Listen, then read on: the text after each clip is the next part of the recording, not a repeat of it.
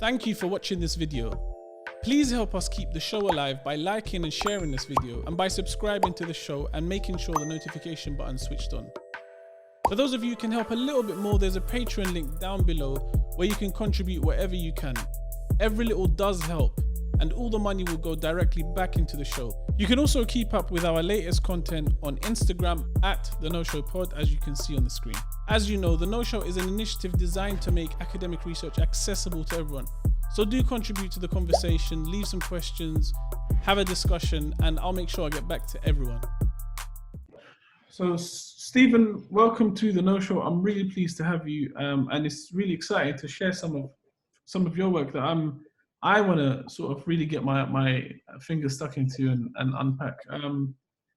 Just for the sake of my audience, could you give a bit of a background about yourself? Well, I'm of Chinese origin, but I come from a refugee family. The family made it to New Zealand during World War II when the Japanese invaded China. So I grew up underneath, let us say, poverty-stricken conditions. It was very, very much, of course, the ethos of the family that the only way out of that kind of condition was by education. And as the firstborn, basically I had to try to do my best at school. But in those days in New Zealand, there was a lot of discrimination as well against all kinds of people, but also including Chinese. There was even still the remnants of legislation in New Zealand specifically designed against Chinese people.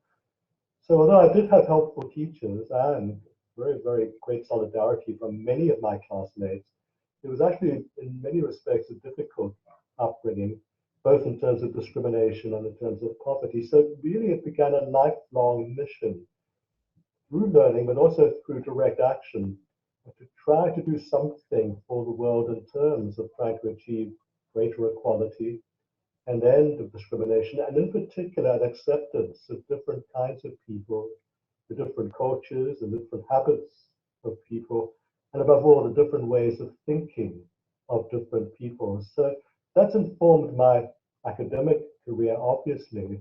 But the other thing I should say is that I actually came to academic life reasonably late in life, only in my 40s.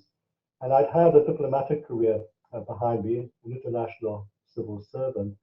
And what I tried to do in that particular role was very, very much to try to report to my superiors that what they thought was on the ground was not what was felt on the ground by thinking people who lived on the ground. So even in those days on my missions, I would try to report as faithfully as possible the feelings of people, even if they did not measure up to the assumptions of headquarters. And that got me a very, very, let's say, unpopular reputation, a bit of a troublemaker. So it was when I was about to exit Uganda after being part of the cleanup after Idi Amin. I rehabilitated the Ministry of Social Development and Culture, the least of the ministries, so they gave it to the most junior person. But I realized that none of what I had found on the ground met any of the assumptions of the people who had sent me. So I went from Uganda to Nairobi for a couple of days to recuperate, because it was a very arduous mission of some weeks. And basically in Nairobi, I wrote my letter of resignation. I didn't have anywhere to go. Oxford very kindly offered me a visiting fellowship unpaid, so I could put my thoughts together. But then I began publishing quite prolifically, and eventually academic positions did come along. But that was, let us say, a second difficult period of my life. I could have stayed in the international civil service, grown fat, grown prosperous. That's not something I wanted to do, to serve another whose thinking was, in my mind, incorrect. And being able to talk truth to power, it's a hackneyed phrase, that was something I wanted to do, to talk about how people felt on the ground. So I've carried that through into academia. I've doubled up as a troubleshooting dean at different universities because my time as a public servant taught me all kinds of managerial and budgetary construction skills. So I've combined those, and now I'm at SOAS, the School of Oriental and African Studies. We have 129 nationalities among the students, and wait for it, we have almost 50 nationalities represented on the faculty. It's the most diverse faculty in Wow. Great Britain. But, we've still got a long way to go. When I took up my first Dean of Humanities position at my former university, I was the only Dean of Humanities who was Chinese in all of Europe. There Wow. were deans of business schools who were Chinese, of engineering schools, but of humanities, no, that was unheard of. So again, in my personal practice, in my professional life, I've tried to take a lead by basically showing it can be done. You can have your own culture, but you can also be very cosmopolitan and represent a great number of cultures. So despite all the problems at SOAS, I mean, it's always legendary in the fact that it's not as well run as it Mm. could be. It's chaotic at the best of times. It is probably the representation at its highest level of diversity in the universities of the United Kingdom. So despite all the problems and all the heartache and headaches it's given me, particularly when I was dean here, I'm no longer the dean here, I'm very, very happy to be here. I've turned down positions elsewhere, prestigious institutions, on higher salaries, um, named chairs and things of that sort because I was committed to the SOAS mission. So that in brief is That- what it is. I think that's amazing in that, a university like SOAS, in my opinion, does need somebody of your sort of eclectic background and rich experience, both in academia and in sort of the real world and international relations. So I think the university does benefit, and SOAS does have that reputation of being extremely diverse, being progressive, forward thinking. I mean, what university doesn't have these problems in terms of like how it's managed and how it's run? But I want to sort of chat to you a little bit about a point that you made, where you said that there always happens to be some kind of discrepancy between what they thought was on the ground and what actually was, and why is there a discrepancy? Well, people, particularly in the diplomatic world, which of course is closely allied to the political world, have got policy objectives. These policy objectives are framed by people who often have never left the capital city, for instance. They want to serve their national interests. I find this writ most large in the United States, where you can't have a discussion even with very liberal people, many very liberal people in their overall outlook and ethics. But when it comes to international relations, they always start from the position of US policy towards the world. And this means a presumption of a place for the United States in the world, usually at the top, and B, that no one else could be as good as the United States. And they're not going to limit it to just being as rich as the United States or as powerful as the United States. Basically, the idea is that other people are inferior in terms of their perceptions of the world if they're not perceiving it through the eyes of the United States. So people who are in field locations, this includes ambassadors, other diplomats, other operatives, basically go with this focus that they're serving the policy interests, the national policy interests of the country. That comes first, and what they find on the ground is subordinated to that overriding objective that they're sent out with. Now, basically, the people I feel sorry for, and we've been hearing a lot about military atrocities lately, and some of that is obviously very real. But I feel sorry often for the soldiers who are sent out, they're told to do something, and when they reach the ground, they realize they're being asked to commit crimes. Basically, what do you do? You're a soldier, you have to obey orders. Can you in good conscience remain a career soldier? So I've talked to a huge number of senior officers who are at this crisis of conscience in their minds because they've found at the dirty end of it all something which is not like what had been painted to them in their policy briefings at home before they set out. They have found people who've got ambitions, aspirations, like anyone else, although couched in the cultures and the thought systems of their own country, but they're suffering like anyone else. And so a huge amount of guilt, believe it or not, in the ranks of all the armed forces I've talked to about what they've been called upon to do. And this, I think, is something common to soldiers in general. I mean, I've worked with a lot of liberation armies as well, and they sure as hell didn't like what they had to do, albeit that they had this, as it were, longer term focus of bringing liberation to their country. But always, I think, you're going to have this moment of crisis. I had it in Uganda. It was after a very, very messy period of trying to restore some order to Uganda, but it was not fully successful. The country has continued in, let us say, forms of volatility ever since. But I just thought I couldn't, as it were, represent a certain ethos anymore that was not true to the experience of people on the ground. But diplomats in general, international civil servants in general, all of these people find this juncture when they spend time on the ground. Obviously, you can avoid this if you're riding around in air-conditioned limousines all the time. I never did that. I want out there face to face with people.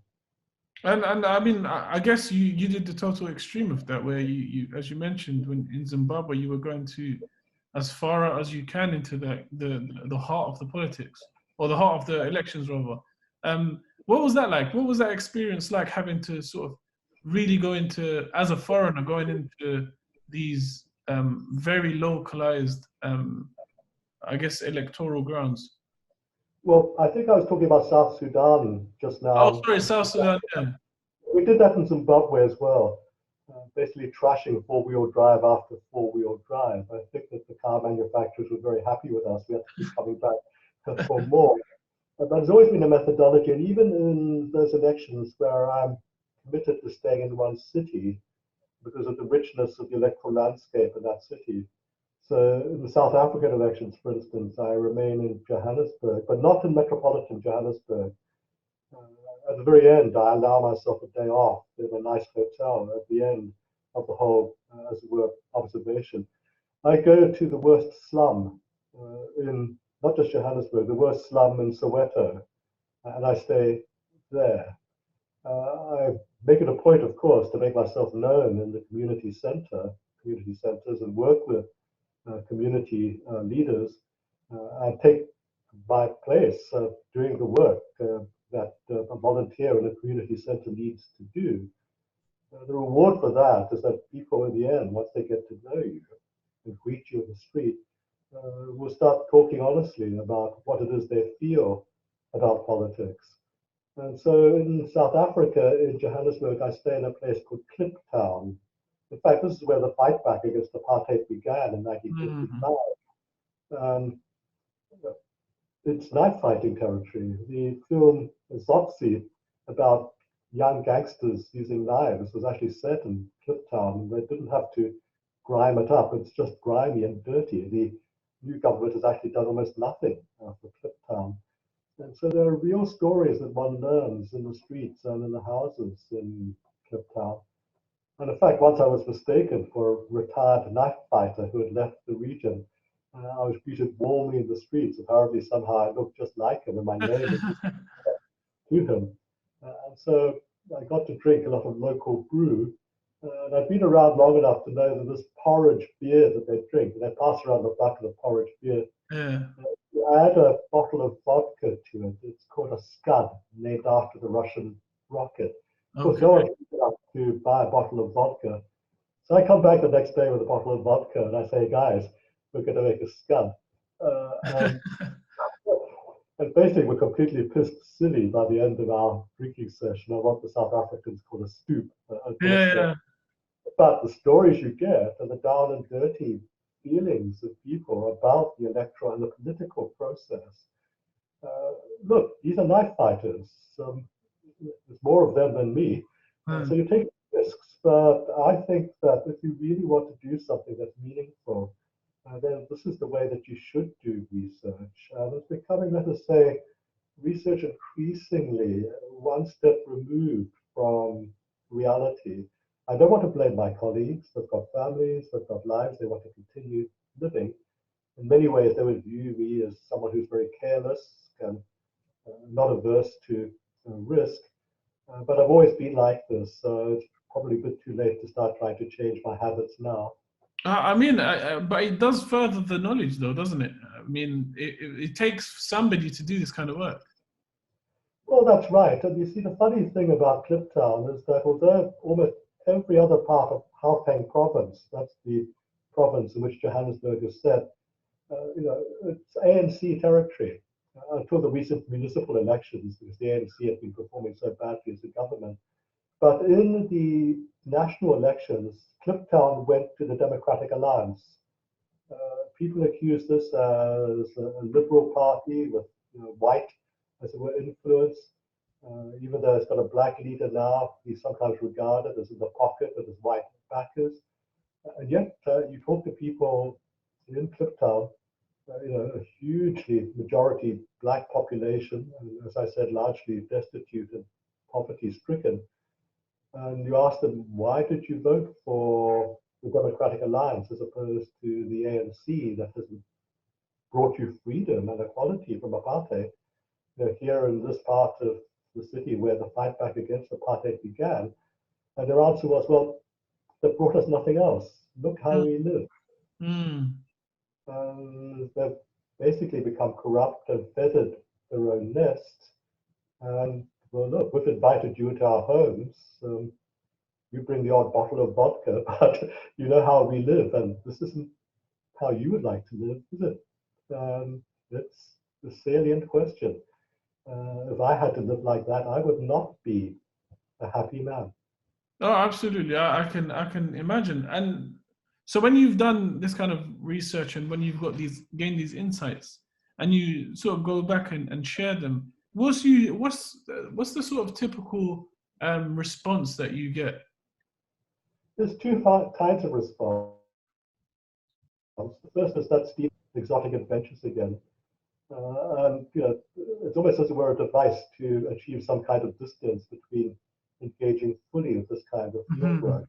Like I say, it's dangerous for most people to contemplate putting themselves into that kind of position. And to be fair, you do have to have a methodology in which you're able to watch your back. In other words, you're jumping off the cliff, but you've got to have some safety harness on. So our experience has taught me what I should do and how not to get too far out of my depth. But I think that what I do report back, when people get over that sense of unease, has helped to shape slowly, very slowly, as I said, thinking on how elections should be observed. And in particular, it's helping to shape thinking about how you should do field work. In other words, if you're going back to your five-star luxury hotel at the end of each day, and if you yourself do very little research but just deploy a battalion of hired helpers, local people to ask the questions for you, you never get your own hands dirty. You never see, well, basically, you never feel with your own hands the grubbiness on the floor.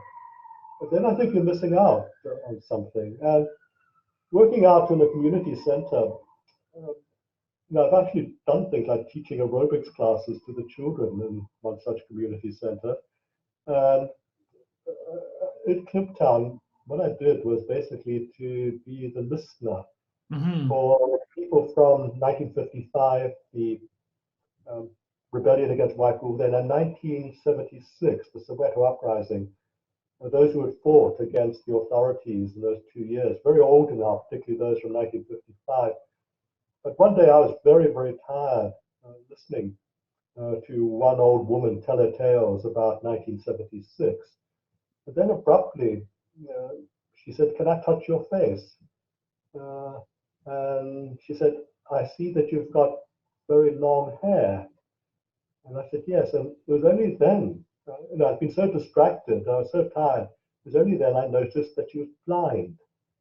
And I began stammering an apology that I should have noticed. And she said, "No, you've done very well, but they blinded me after they arrested me in 1976.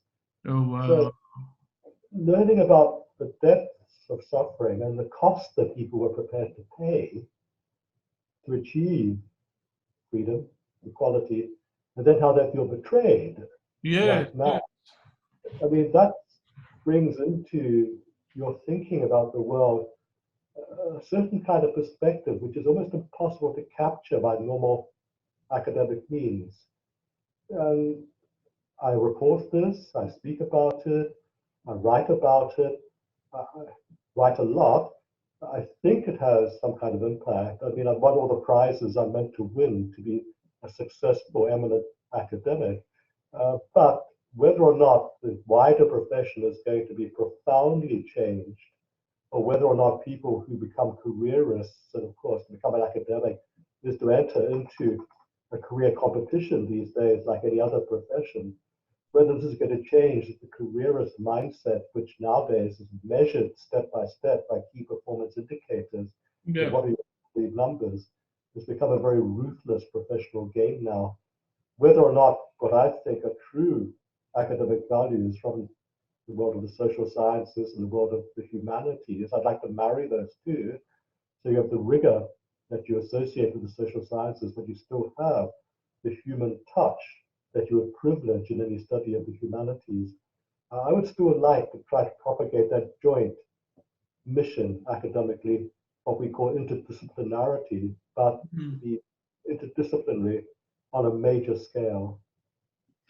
It's really interesting that you sort of are able to think in those terms, which isn't very common. And one of the things that comes to mind is you sort of mentioned that you do want to maintain this academic rigor in your research, but you also want to incorporate this human element. And when it comes to the human element, of course, you're gonna get real insights and you're gonna have a rich experience.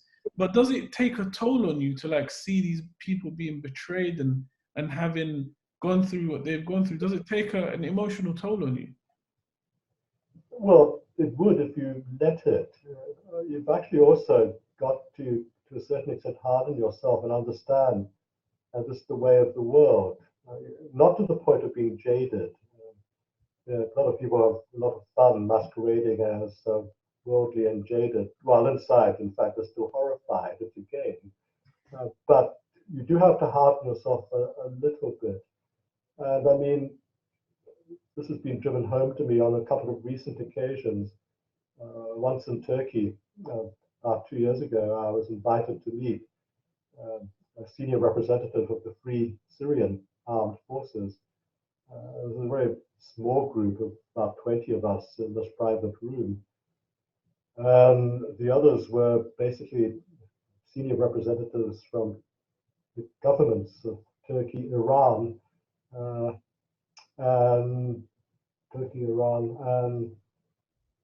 one other, I forget right now. This gentleman from the Free Syrian Forces was pitching, seeking help. And you could feel the treachery in the air. You could actually palpably feel it. This man had a bullet with his name being written on it while he was speaking. He used to get in the way of the big competition between Iran and Turkey, for instance, which we see being played out right now in Syria, and also, of course, in neighboring areas, Kurdistan, etc., etc.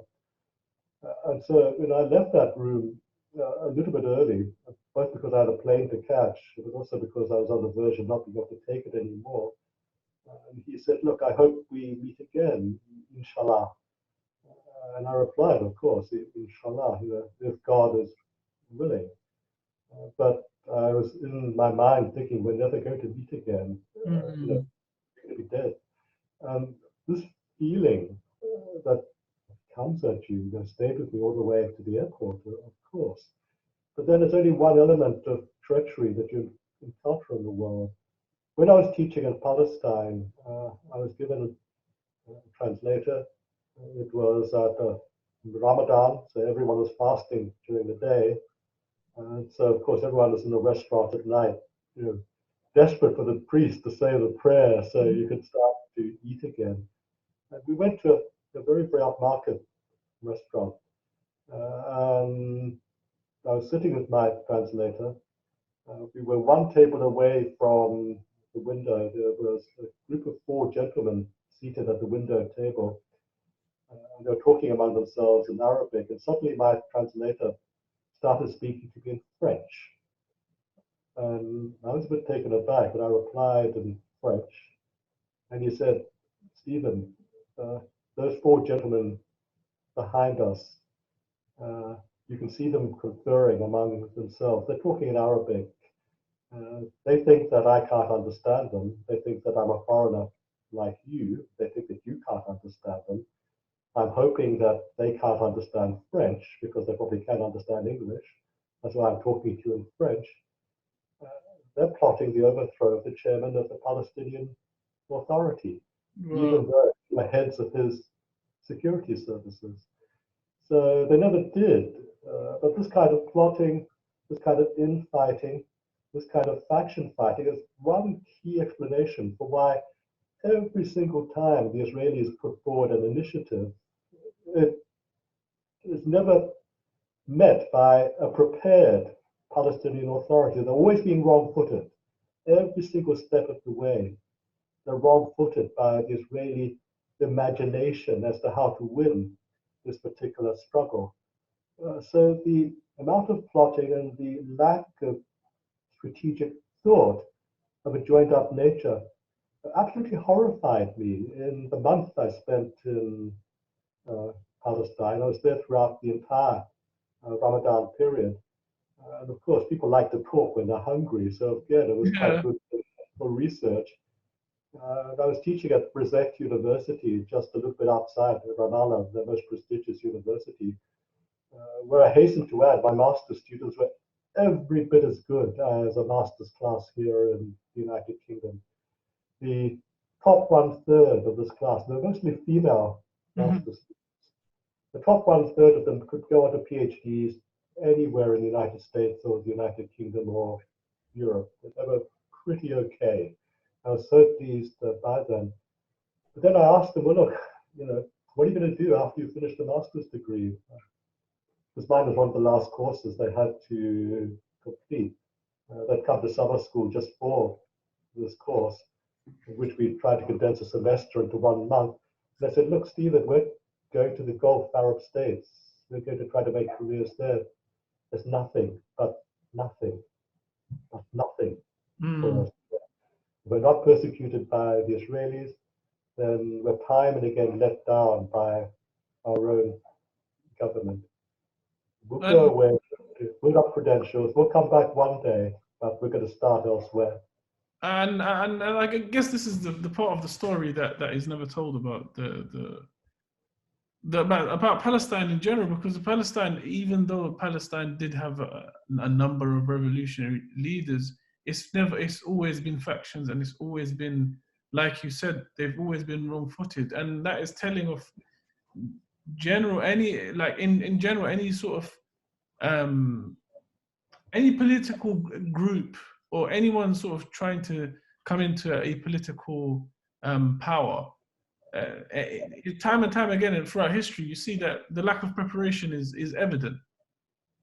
Oh, absolutely. Not only the lack of preparation, and I've trained or tried to train a number of governments, particularly in Africa, after revolutions or civil wars, to try to get them, as it were, reasonably shipshape for the role of government. This is one thing to be in opposition, particularly an armed opposition, and another thing entirely to be a responsible and efficacious government. Some get it better than others. When they don't get it, it can be quite disastrous, of course. But it is a great, great disappointment how people don't live up to, in fact, their own expectations, never mind the expectations of their people. And they become dictators in another fruitless effort to try to make things happen. And then, of course, they start eliminating enemies because they think that that's what's stopping them from willing the new world into existence. But you've got to have technique, you've got to have strategy, you've got to have plans, you've got to be technocratic. These days, you can't do anything else. You've got to know how to negotiate with the outside world. You've got to know how to negotiate with China. I've spent a lot of time in Africa helping people negotiate with China. You've got to be able to negotiate with the IMF. No one's going to do you a favor in this world. No. going to respond to you. Just call them names. You've got to be able to know how to sit down at that table and fight your corner. So it's always been a disappointment to me that people don't want to do what I think is the hard graft that's not glamorous. And there's nothing glamorous about night after night hammering out a deal around the table. But that's the kind of thing you've got to do, put your back into. Nothing glamorous about it, nothing magic about it, everything you compromise within it, but get some kind of result that speaks slightly more for you than for the other side. Absolutely, I think that is spot on, and I would love to sort of get into this a bit more, but we'll speak a little bit after the recording. Let's go on to Spear to the West, because I think this is a really interesting topic. And how did you go from the kind of work that's involving elections and involving the aftermath of elections to this work on looking at radicalization and extremism? Well, in fact, I've had a broad canvas for some time, and of course, I was always affronted that Western international relations are so reluctant to take on board the thought of other great cultures, other great fields and bodies of learning. But in fact, in terms of Islam, I'm not a believer. In fact, I'm not a believer in anything. But I have read the Quran several times in several different translations. And this began as a young man when I was in my 20s and reasonably fresh to London. There was a Pakistani exile trying to set up a publishing group, which became very successful for a time here in London, called Artaf Goha. And he'd been a political prisoner in Pakistan. When he was released, he was exiled, and that's why he was in London. And I would go and visit him. I found his work in trying to set up a publishing house fascinating. And it wasn't very far from my own office. I could just Skype off and actually spend some time there. And Altaf basically decided he was going to mentor me a little bit and said, look, when I was in prison, they only gave me one book. And of course, you have these legends about people being locked in Western prisons and being given only the Bible. Yeah. And in this case, he was given only the Quran. And so he said, look, I decided I was going to translate it. What else are you going to do in a prison cell? So he translated it in the most literate English. Because he was fluent in Arabic as well as in English, he was able to render not only beautiful translations, but very nuanced translations. And this began in me the idea that, look, these things can be misinterpreted not only by the West, but within Islam itself. If, for instance, you take the meaning of certain words to be a one-dimensional meaning, but the minute you inflect it with some kind of poetic meaning, in other words, you start using the tools of the language, and Arabic is essentially a poetic, metaphorical language. And once you start trying to read it in that metaphorical, poetic way, all kinds of nuances in meaning and understanding begin to unfold. And so Altaf basically set me onto a path of trying to think about things in those terms, metaphorical and imaginative terms, not just scripture, but other elements of different cultures. But basically, I began reading the Quran as a result of Altaf Goha. And as I said, I've been reading different translations of it over the years. And it's always been a book that's been misunderstood. It's a heavily didactic book, of course, but also a very profound book. And I wanted to understand how people can distort its learning. I've been looking at the theological work of the Egyptian theologian, once regarded as a fundamentalist. He's basically become more liberal in his old age, Al-Qaradawi. Basically watching his intellectual journey towards a more nuanced and poetic look as he's grown older has been very much part and parcel of that original discovery that I had sitting at the feet of Altaf Goha. And so to my Islamic friends, I'm just as keen to propagate to them the idea of nuance and understanding, as I am to my Western friends, that why don't you try some sort of understanding? What is better than none at all? Thank you. Otherwise, we're just going to have an enemy mindset for the rest of our lives, and that's not going to be helpful to our futures and the futures of the children. So this has been something with me, but this is the first full-length work I've written on it. It's a whole book. It gets a bit electronic in terms of its geekishness, in terms of how I followed the dissemination of teaching online, as I said, crawling into the dark web and things like that, learning the Tor protocols to get into the dark web, and all of those things. But also, because I had experience with so many liberation armies and with militaries around the world, I also pretty much worked out how ISIS equipped itself and at what cost. Now, the publisher said I couldn't substantiate that, therefore that material has never been published. And indeed, I couldn't substantiate it. It was all done on the backs of envelopes, the cost of it all. Basically, it took a lot of organization, not so much in the basic game plan as to how they would wage military insurrection in Iraq and Syria, but in terms of how they managed to acquire and to bring onto site all of the equipment and then train their soldiers in a uniform strategic military doctrine. One of the reasons why they were so good was not only because they had faster equipment than the Iraqis had, for instance, but they had better commanders. No one wants to say that. But the early days of ISIS, they had brilliant generalship. And you've just got to give them credit. They came in prepared. The expensively trained Iraqi army had been trained to fight the Soviet invasion of the Cold War. That was the image that they'd been trained towards combating. Heavy artillery, heavy tank maneuvers, that kind of stuff. ISIS just came in armored, but very, very light and very fast-moving Toyota pickups. Hundreds of them with Browning machine guns mounted on their trays. And then that's what got me thinking. And I'm amazed that other academics don't just do this simple thinking. If you mount something like a Browning machine gun on the tray of a pickup, the minute you start firing it, the reverberations are going to be so huge, you're going to rip the tray out.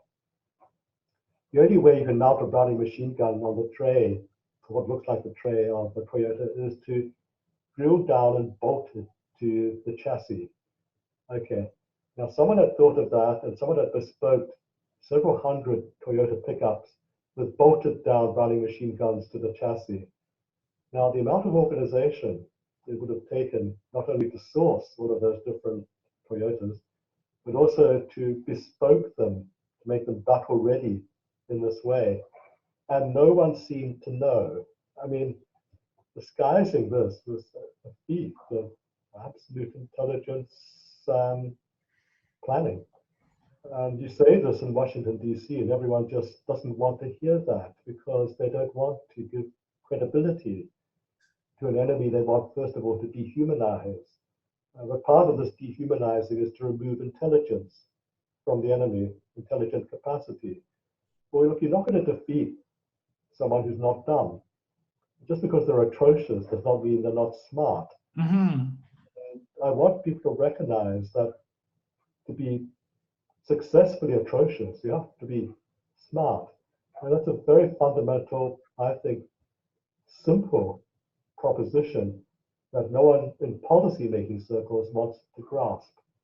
When you look, for instance, at the think tanks in Washington who were producing reports, the State Department and the Pentagon, as to how to conduct negotiations among the different factions in Syria, and there's some serious thought given to this, I got hold of the copies of all of these reports. Not one of them, I'm not exaggerating, not one of them mentioned the issue of faith. In other words, it was all to do with, well, let's give them a bit of this, give them a bit of that, trade off this for that. All material and political advantages, nothing to do with confessional conviction, nothing to do with religious faith, nothing to do with the world of the mind and of the spirit. it's as if the think tanks couldn't bring themselves to do something like that because they had no expertise in that. And so I was very, very disquieted by that. And that, of course, is one of the key reasons why the war in Syria, Kurdistan, etc., continues to this day. No one's got a handle on how to introduce negotiations, which quite clearly have to be introduced into the frame. No one has a clue about how to do that. I mean, it's even arguable. It's this. One can even argue it's the same reason why ISIS was defeated as well, is because of this faith and this willingness of the people's mobilization forces in Iraq for in one day, one cleric could initiate the formation of a force that is over 1 million people. Now, basically, in the end, those who were against ISIS began to get their act together. And I don't think that this was due very much to, let us say, inspiration from the Western forces who were there fighting ISIS. It's very, very much due to thinking on the ground, on the part of particularly military commanders who were fighting against ISIS. And also, I think, a lot of inspiration from how successful groups like the Kurds had been in taking the fight to ISIS. Now, what you had there, I think, was another problem, an ancillary problem for conservative people who were not ISIS, but who were conservative all the same. If the Kurds win too many victories, for instance, and they have regiments and brigades that are led by women, what's that got to do? What is that going to do to a post-war society? We suddenly have women all over the place demanding greater rights.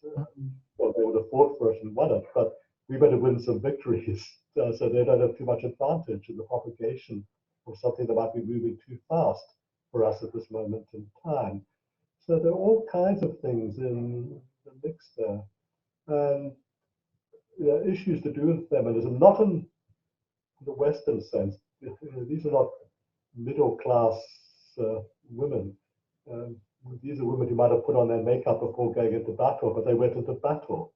And that's a very, very different proposition to someone wanting to have an increasingly safe middle class feminism, which has, of course, its merits in a safe middle class society. It's not necessarily something that's meritorious throughout the entire world.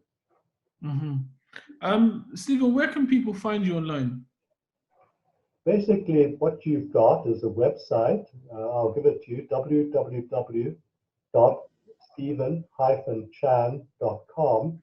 But they can also write to me at my SOAS address, that is sc5@soas.ac.uk.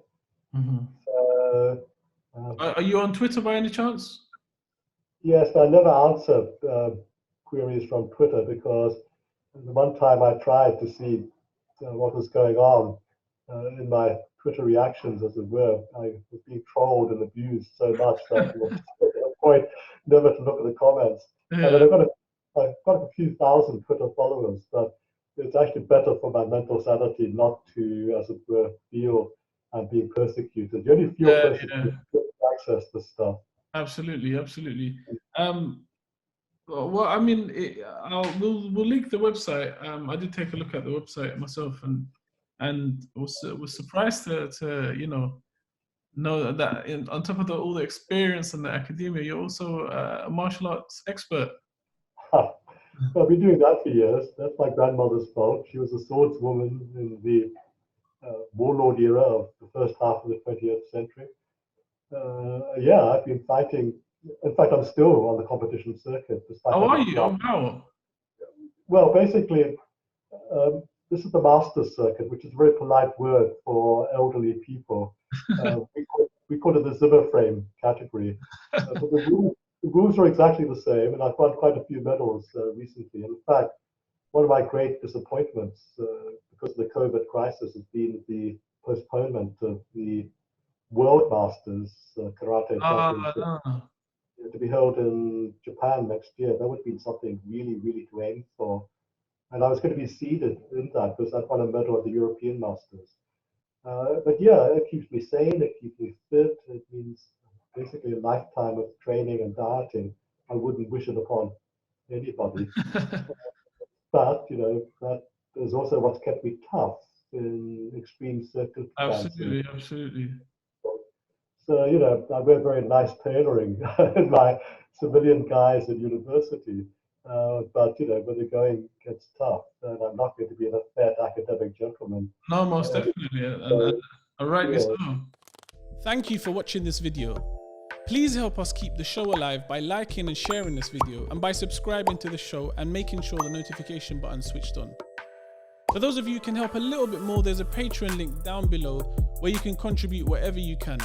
Every little does help, and all the money will go directly back into the show. You can also keep up with our latest content on Instagram at The No Show Pod, as you can see on the screen. As you know, The No Show is an initiative designed to make academic research accessible to everyone. So do contribute to the conversation, leave some questions, have a discussion, and I'll make sure I get back to everyone.